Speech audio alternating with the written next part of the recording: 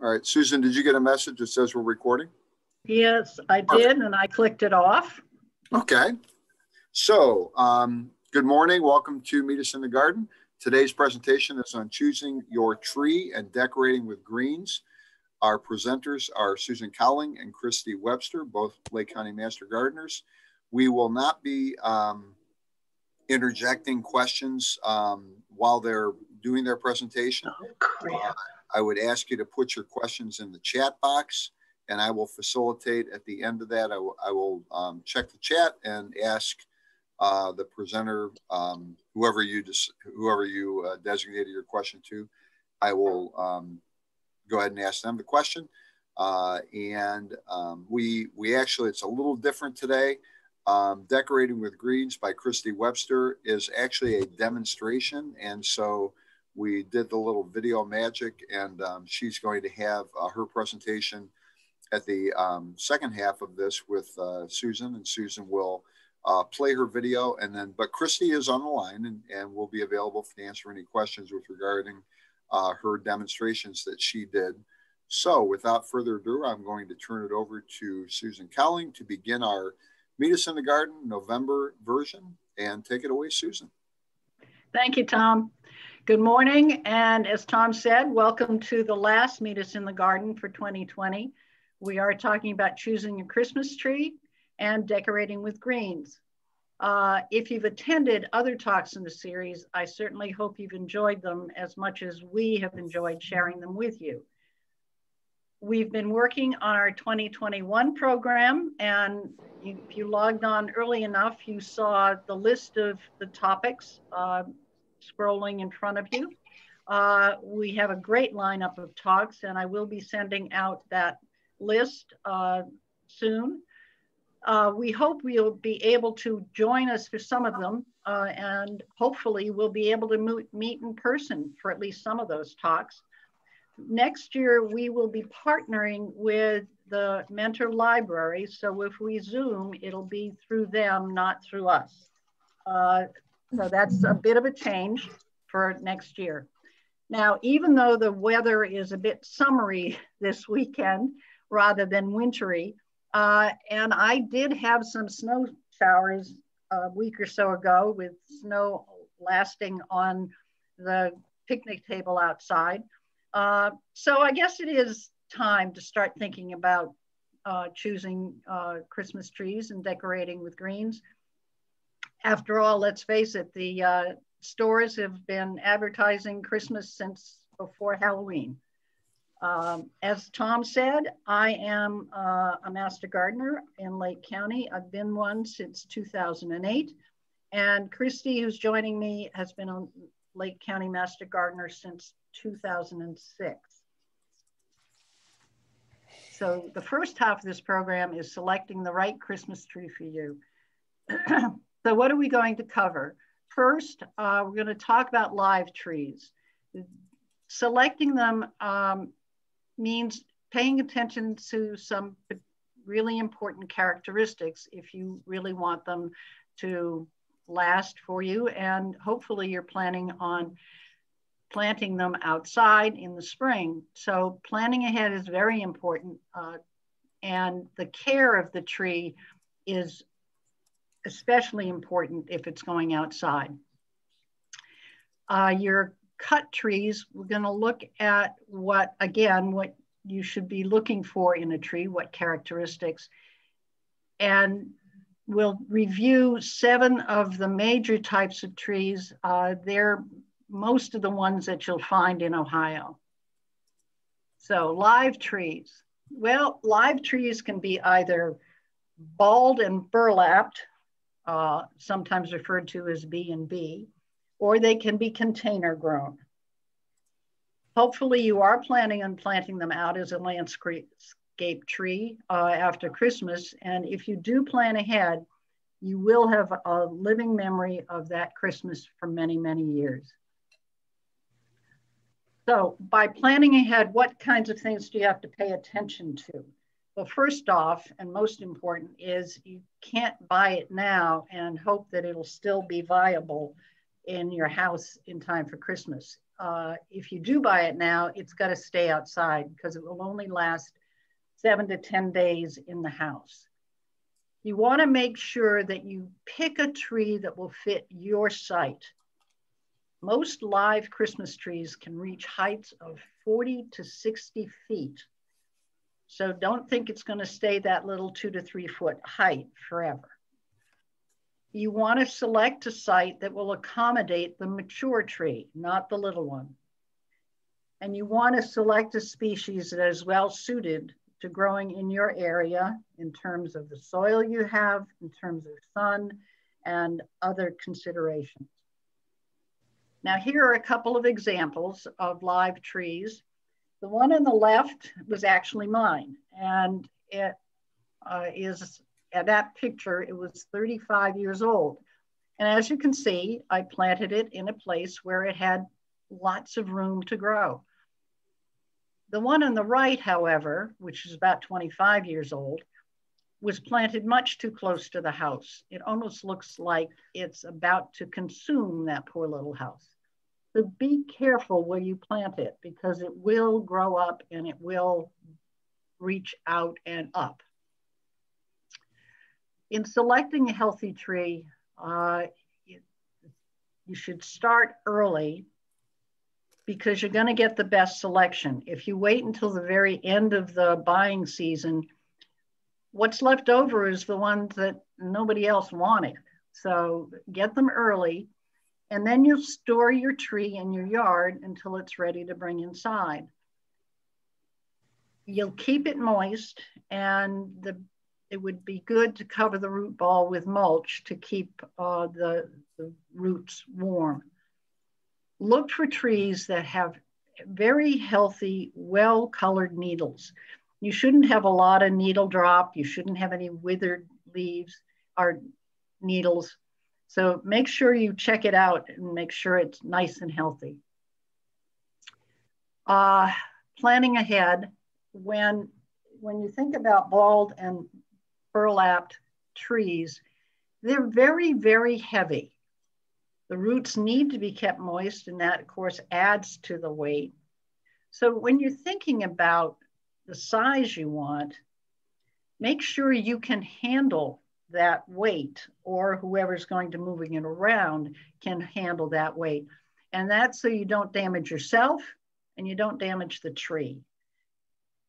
Smaller really is better in this situation. If you look at a container grown tree, they're usually lighter and easier to handle. When you're selecting a tree, check the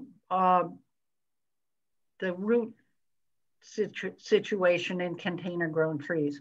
They shouldn't be root bound. When you pick up a tree, you look at the pot, there'll be holes. If you can see roots that are just packed right to the edge of that container, don't get it, because by the time you're ready to plant it, which will be, 4 months from now, it'll really be root bound.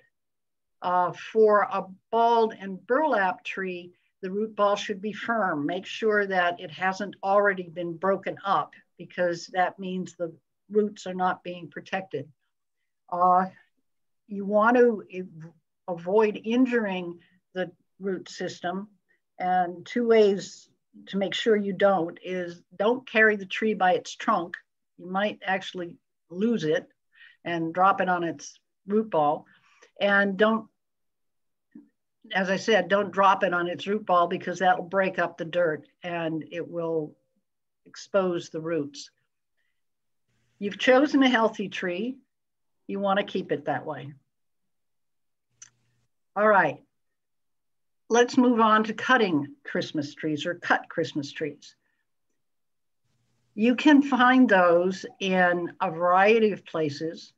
Garden centers have them, nurseries have them. You'll see local retail lots popping up all over the place. There's usually one at the fairgrounds that shows up sometime around Thanksgiving or later. You can go to a Christmas tree farm, and if you don't want to pick your tree now, you can tell them which one you want and they'll save it for you and cut it when you want to pick it up. And Christmas tree farms do have some pre-cuts that you can look at and pick up there. And believe it or not, you can even order them online. They're a bit pricey, and I'm not really sure how healthy they'll be when they arrive at your front door. When you're looking for the freshest tree, you want to get it early, because especially where they've been pre-cut, you want to make sure you get it in water as close to the time it was cut as possible. Now, locally grown trees are usually fresher and less expensive. Those, for example, that you pick out at a Christmas tree farm and they cut it when you want it.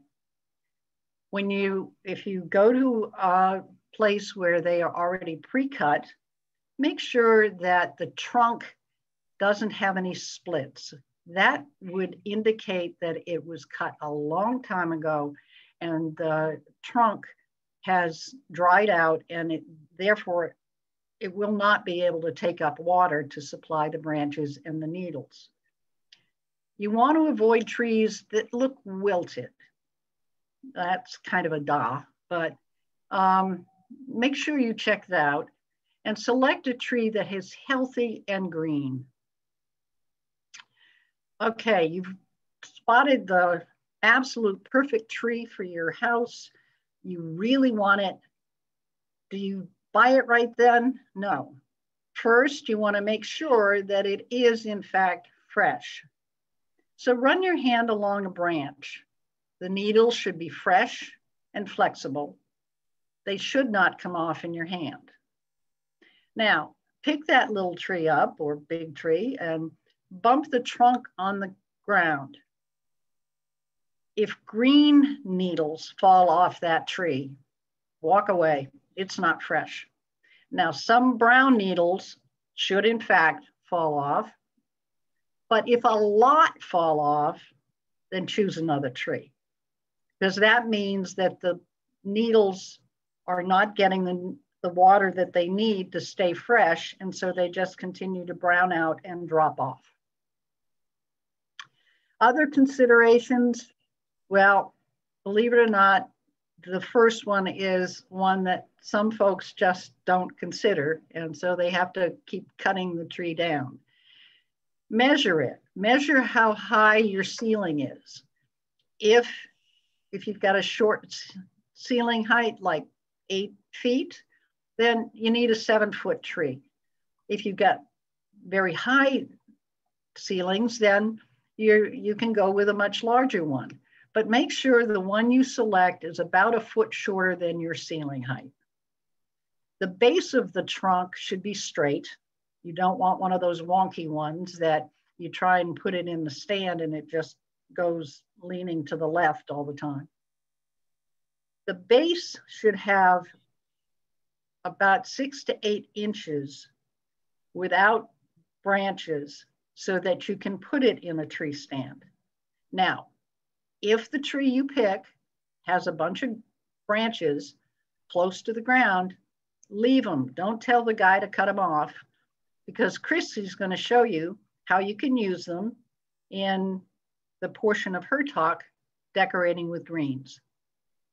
So you just take them home, snip them off, and turn them into a wreath or a swag or arrangement.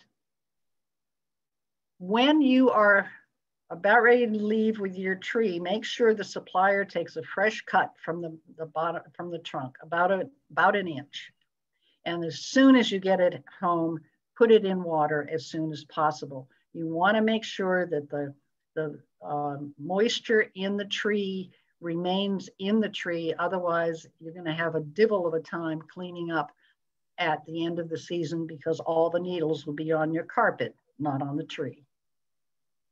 Now, what is available in Ohio? Well, over 90% of the trees sold in Ohio are one of these 7 trees: Scotch or Eastern White Pine, Blue Spruce, or a Fraser Fir, Canaine Fir, Douglas Fir, or concolor. Now, what to look for? Again, we're after freshness. Check the needles. On firs and spruce, they should break crisply. On pines, they should bend, not break.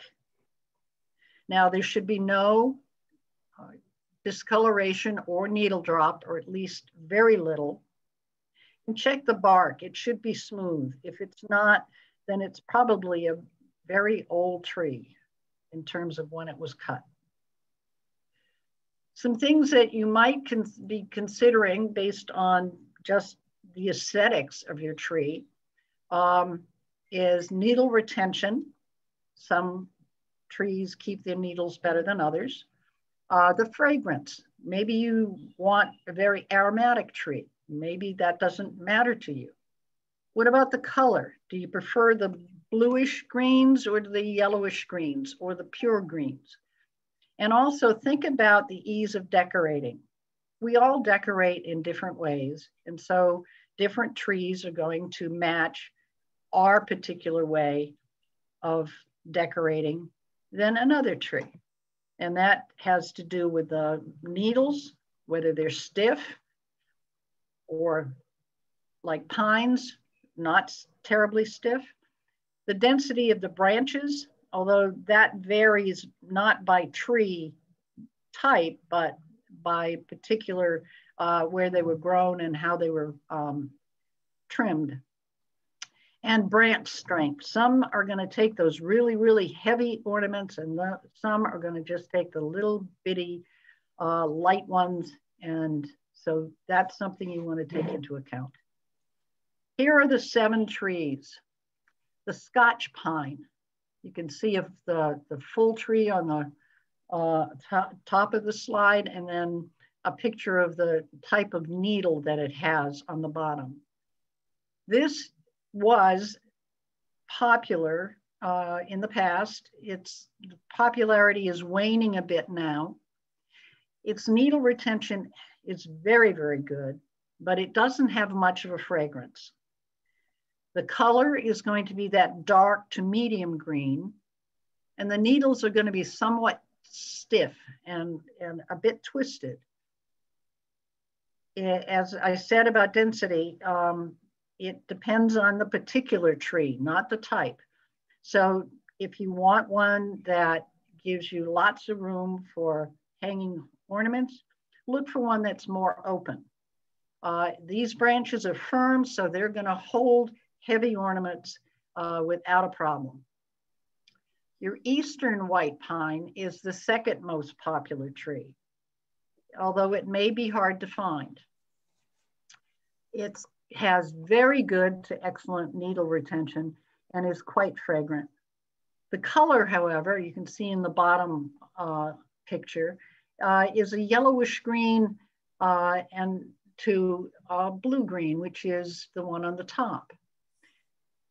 The needles are very long, or probably longer than any other, and they're very soft and flexible.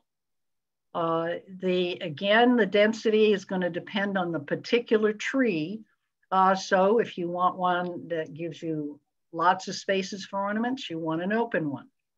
And the branches, unfortunately, are pliable. So they're not going to take the heavy, heavy ornaments. A blue spruce. Now, isn't that gorgeous, that blue color? It's growing in popularity.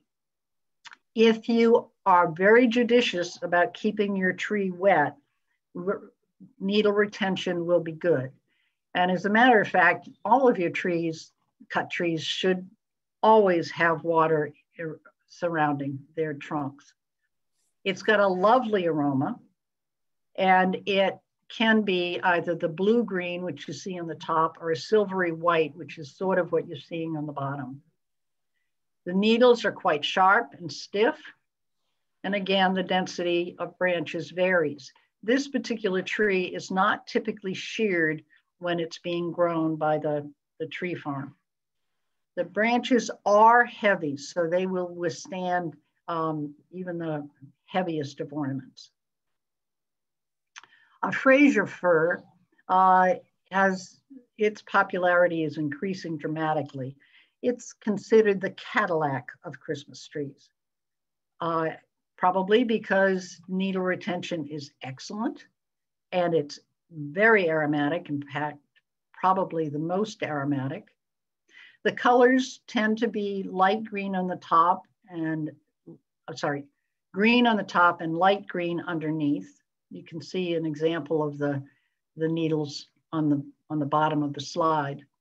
They're very short needles. And again, the density of the branches varies, so you're going to have to determine which one you want. The branches are very strong, so again, they will take those heavy ornaments. A Canaine fur. This is becoming more popular. Its needle retention is very good. It has a fragrance that's very close to balsam. It has the blue-green on the top and a silvery underside. I'm not sure if you can see it in the lower picture, but you can see there, though, that the needles are fairly short. They are soft, although they don't look it, they are soft. The density of the branches, variable. It depends on the particular tree. The branches are relatively stiff, so we'll take some of the heavier ornaments.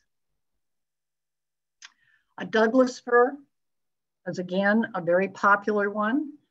Again, it has very good needle retention. It's a very mild scent, almost sweet. So it's not going to be that overpowering aroma that you get for some of your other trees.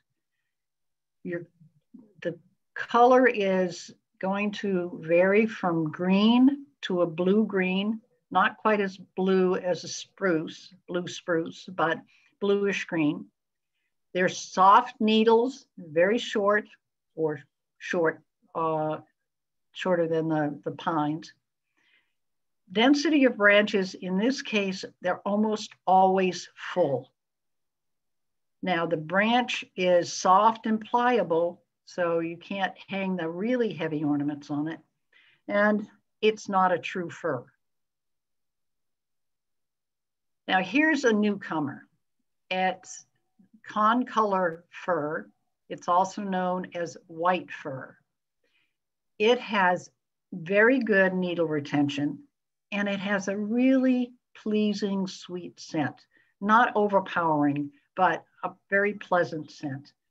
You can see in the bottom picture, the color is bluish green. Or yellowish green if you look at the one on the top, but mostly they're bluish green.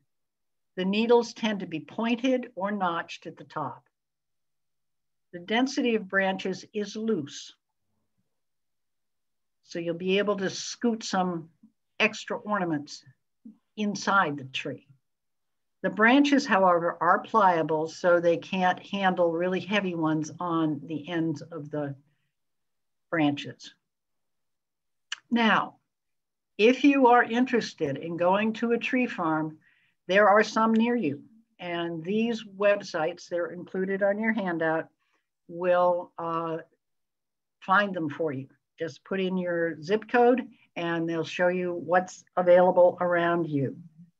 Now, we're going to move on to decorating with greens. And here's Christy at home.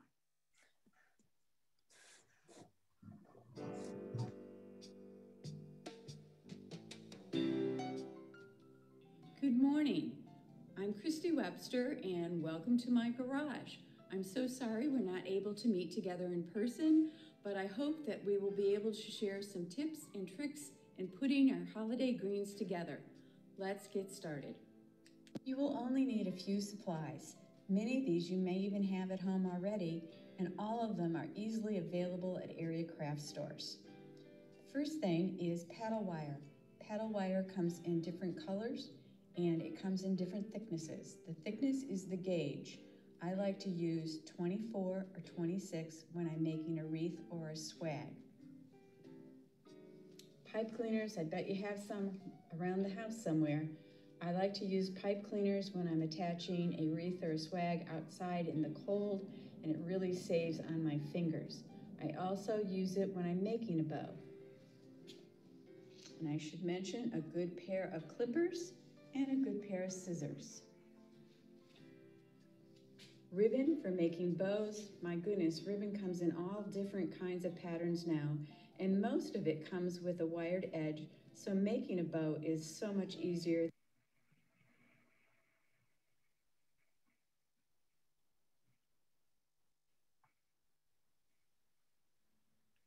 I'm sorry, folks, I didn't share it properly. I'm going to restart it and restart Christy's portion because I didn't do it the right way. My apologies. Let's try again.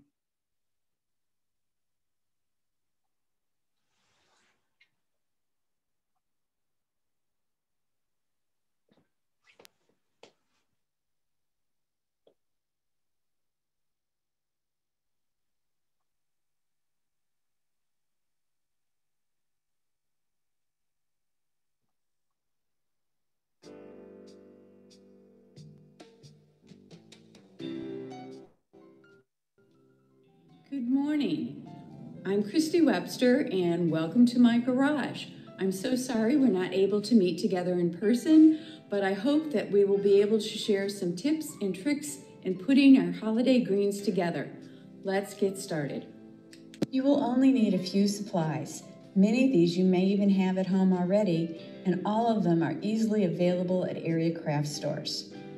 The first thing is paddle wire. Paddle wire comes in different colors and it comes in different thicknesses. The thickness is the gauge. I like to use 24 or 26 when I'm making a wreath or a swag. Pipe cleaners, I bet you have some around the house somewhere.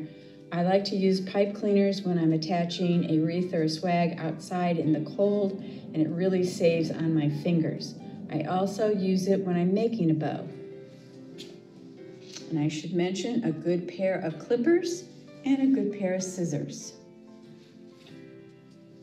Ribbon for making bows. My goodness, ribbon comes in all different kinds of patterns now, and most of it comes with a wired edge, so making a bow is so much easier than it used to be. Joann Fabric usually puts their ribbon on sale early, so it's a great place to look. Here's a little tip. If you have an old pinecone wreath or a pinecone tree and you want to make it fresh, Design Master Glossy Wood Tone is just the most wonderful thing to freshen up an old wreath. I happen to have an old wreath. We're going to freshen it up so we can take a look a little bit later. I also like to use floral tape. Floral tape, like paddle wire, comes in different colors and different thicknesses. I like to use 1/2-inch green floral tape, and I use it on swags to finish off the ends. Another little tip, when you're done using your floral tape, put it in a Ziploc bag. It'll save it from drying out, the adhesive drying out between uses. I sometimes use some Floral Picks. I use them to attach bows or pine cones in an arrangement. There are many different wreath frames that you can find. Some of them are easily found at our local craft stores. Some of them are found on the internet. This is a double ring form. It comes in many different sizes and it comes in many different shapes. A couple of different circles. Here's an oval. It also comes in squares and rectangles. I believe you would need to look on Amazon to find this. Probably one you'll have the easiest time finding is the 3 or 4 wired frame. It's sort of curved. Circle, candy cane, square. I actually found these at the dollar store, Dollar Tree, so we know what the price was.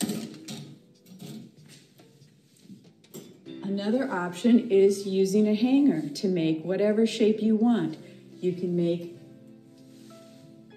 bend it so it's nice and long. This is a good frame for a swag. If you want to put a swag over a light fixture, here's another way you can bend it.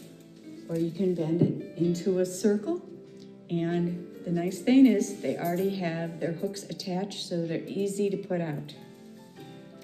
Probably the easiest frame I've ever used is this clamp frame. All you need to do is put 12 little bundles together, put them down, pinch in each side, 1, 2, 3, 4, 5, 6, 7, 8, 9, 10, 11, 12, you're done. I'll demonstrate this one later. Let's take a look at some greens you may have growing in your own backyard. If we were together, we could pass these around so you could actually feel them and smell them. The first is Hemlock. Hemlock is a green that I only use outside for swags and for arrangements that are going to stay outside. It dries out quite easily and then sheds, but it's fine outside. The bonus, it has these little sweet little pine cones on it. Next, we have Spruce. I have an abundance of spruce in my yard, so I use it a lot for both arrangements and swags. Blue spruce, the only difference we have is the tips of it are, of course, blue-green. Next, we have white pine. White pine is what you see a lot in pine roping that you buy at the store. It's soft, it's a brighter green, and much longer needles. Arborvitae, I like it. I like to use it as a completely different texture, and I like that it's lime green. One of my favorite things to use is Winterberry. These bright red berries are wonderful, pop a color in any arrangement. A bonus is that the robins love them in the late winter, so they'll come and feed on them. If you're going to grow Winterberry, you need to make sure that you have both a male and female plant. They're marked that way in the nursery. You only need one male, and you can have 4 or 5 females. Curly willow is a nice thing to add to an arrangement. Next, we have 2 more of my favorites, red twig dogwood and yellow twig dogwood. The color of these two, and especially together, is striking. Back here, we have some boxwood. Boxwood has been used for holiday arrangements forever. It holds up well. It makes great wreaths. It also makes little boxwood trees. You can use it. Here's a little specialty green. This is false cypress, Canaine. It is dark green, and it has almost a swirl growth pattern. Parsons Juniper. This is a variegated green that has sort of a creamy tip. Sherwood Forest, Arborvitae, same lovely texture as a regular Arborvitae, but this particular one has a creamy tip. We also have some different hollies. The first one is a Japanese holly that looks a lot like a boxwood. The leaf is just a little bit bigger and maybe a little more cupped. Next, regular holly. And like Winterberry, if you're going to grow this and you want the berries, you need to have both male and female plants. Variegated holly, check the edges of this leaf, just the creamy edge of the holly. Let's take a second look at these. Remember, when you are cutting your own greens, your greens are going to be so much fresher than the ones you would buy at a nursery, because who knows when those have been cut.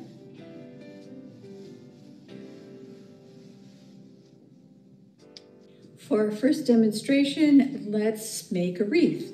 We're going to wire onto a double wire frame. I'm going to attach my paddle wire first, and I'm going to wire on a bundle of spruce. I'm going to go around the bundle several times, probably 4 or 5 times to make it nice and secure.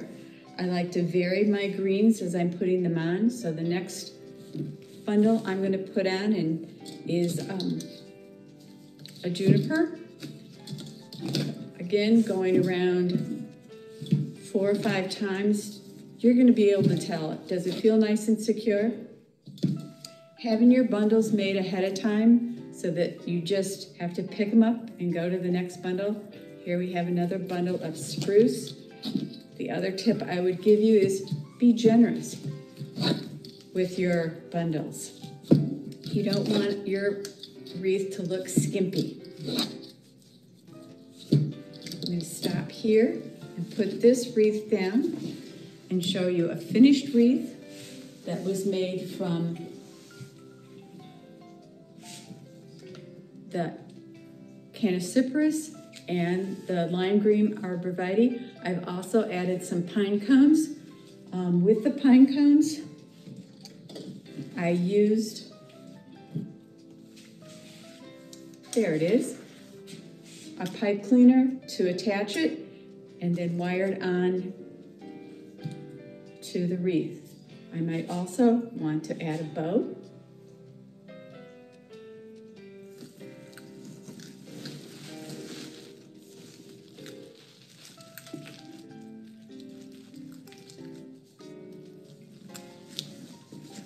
To my wreath, and there I have a finished wreath that smells great.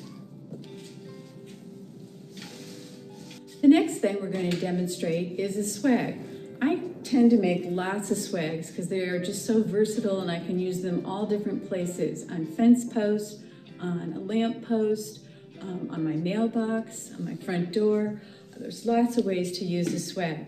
I'm going to start with some spruce. Wire that together.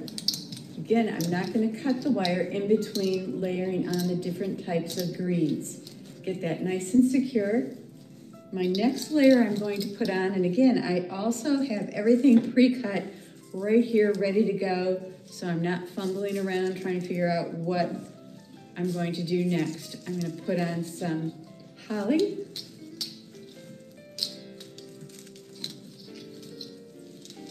And I want a little more red, so I'm going to put on just one spray of Winterberry.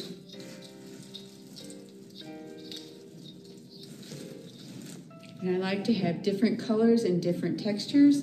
The last thing I'm going to put on is some lime green Arborvitae, and I see that it's just a little bit too long, so I'm going to put the ends together and trim off just a tiny bit. Put that at the top.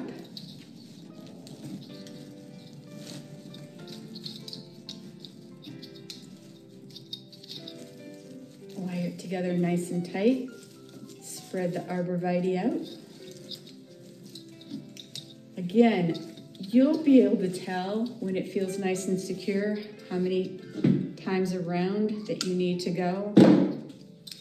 Then just to make it even more secure, I'm going to use that floral tape that I had talked about earlier to make it easier for me because I have my hands full making this swag. I'm going to pre-cut pieces and have them ready for me to use.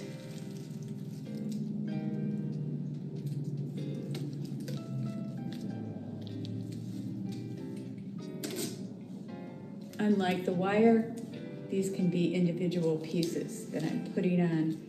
And all it's doing is just making a nice handle and making the top of my swag even more secure.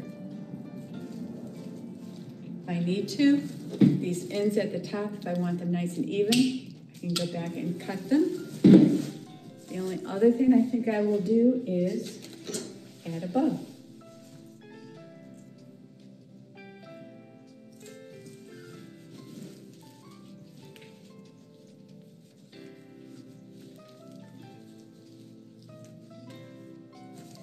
And my swag is done.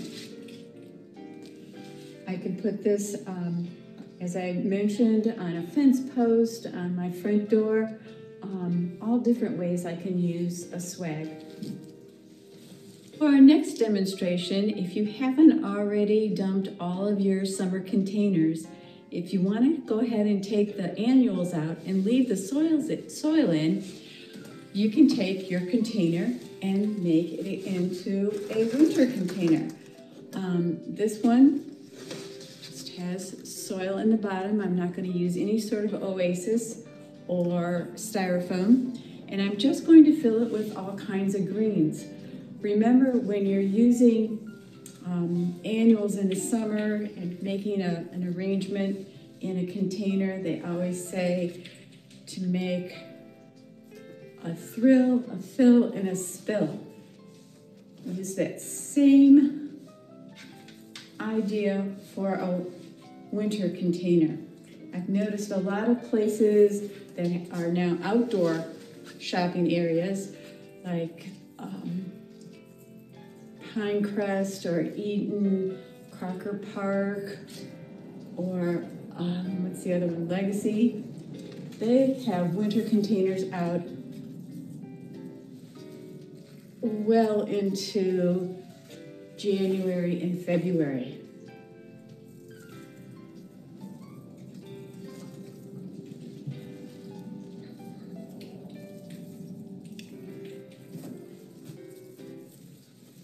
Remember, you can keep these right in the soil. It won't matter a bit. It's a good place to use the hemlock because this is going to stay outside.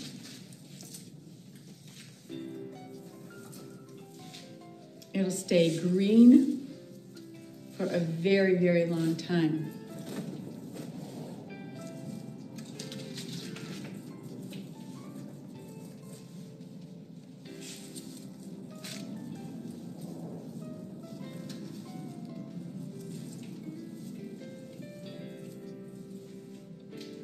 I want some variation, so I'm going to put in Arborvitae again. The lime green foliage always looks great. Filling in the center.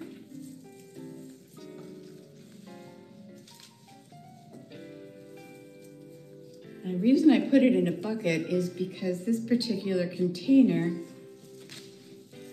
has a pointy bottom. It's a triangle, and I thought it'd be almost impossible to keep it steady while I was filling it.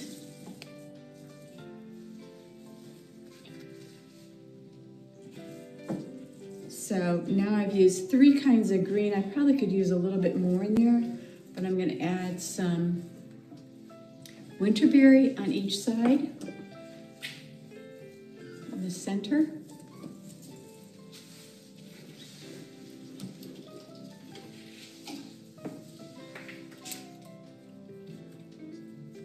Some of the yellow twig dogwood also in the center.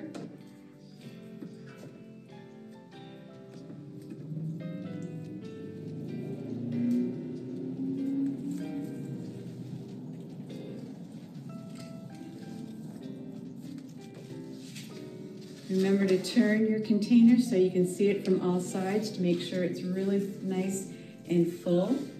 I also have some pine cones that I drilled a little hole in the bottom of the pine cone and using some hot glue, put a dowel in the pine cone.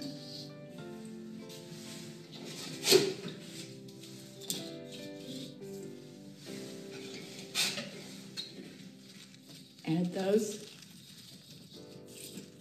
to the container and see where else I need to put something to fill in. Maybe a little more Arborvitae on this side.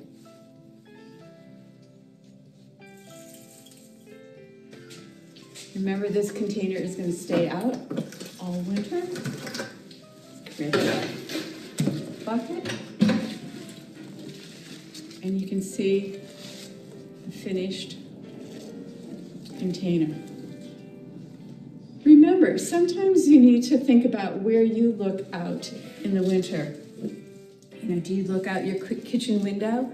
Would it be fun to have something out there that you could see all winter long?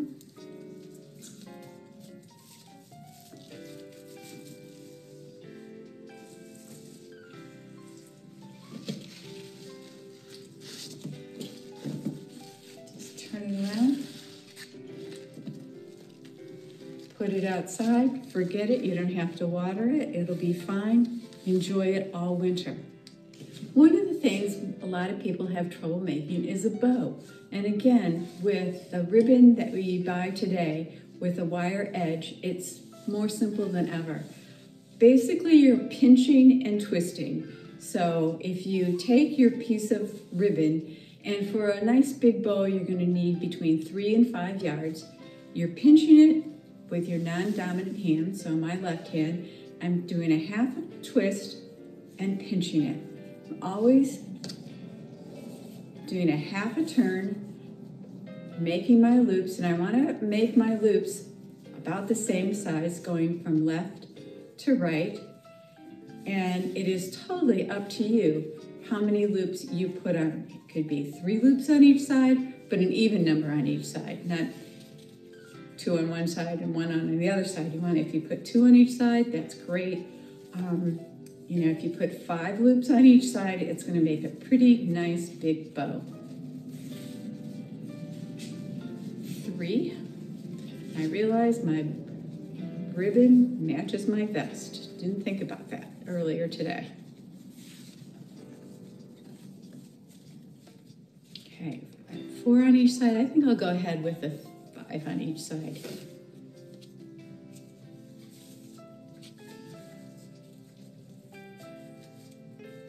Take my pipe cleaner, find the middle of it by folding it in half, putting it through the center.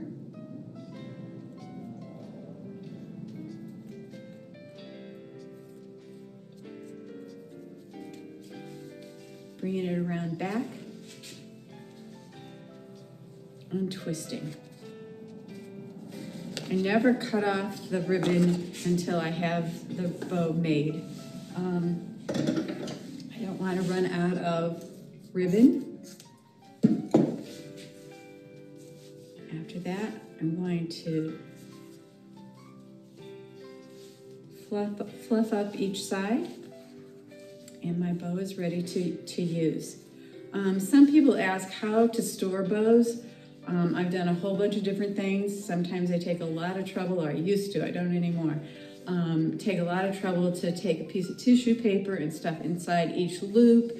I have sometimes hung them on a old hanger and then put a plastic dry cleaner bag on top. That probably is the easiest way to save bows from year to year. Sometimes I find it just easier to undo the bow, wrap it all up again, and just make new bows using the same ribbon, but using making the bow the second year.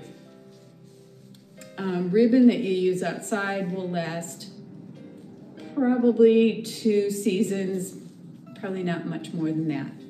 And once you learn how to make a bow, once you get in the habit of making them, they're really pretty easy. This Pinecone wreath belongs to a friend of mine. Someone in her family made it for her in the 1980s. I think it could use a little sprucing up.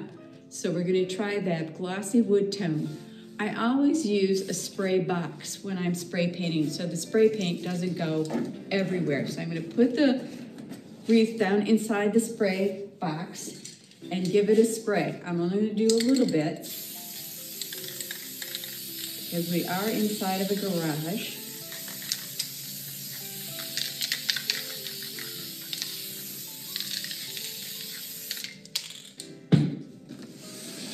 Want to lift it up until it's dry, but I think you should be able to see that that pinecone wreath, instead of looking 40 years old, looks like it's just been made. I wanted to show you the pinecone wreath now that it's really been thoroughly sprayed and thoroughly dry. I think it's good for another 40 years. I think it looks really beautiful. Keeping a folder for ideas that you find in catalogs and magazines is always a good idea. I made a small display out of some of the things I thought I'd like to try this year. Let's take a look at some of our finished projects.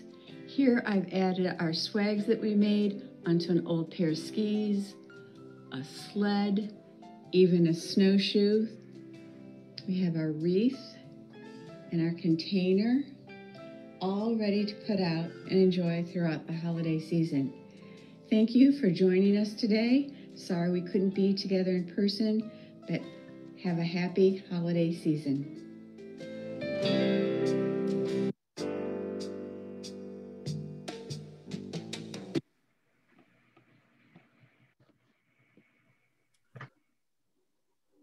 Any closing remarks, Susan, before we go to chat? No, I think we're good to go. Thank you, Tom.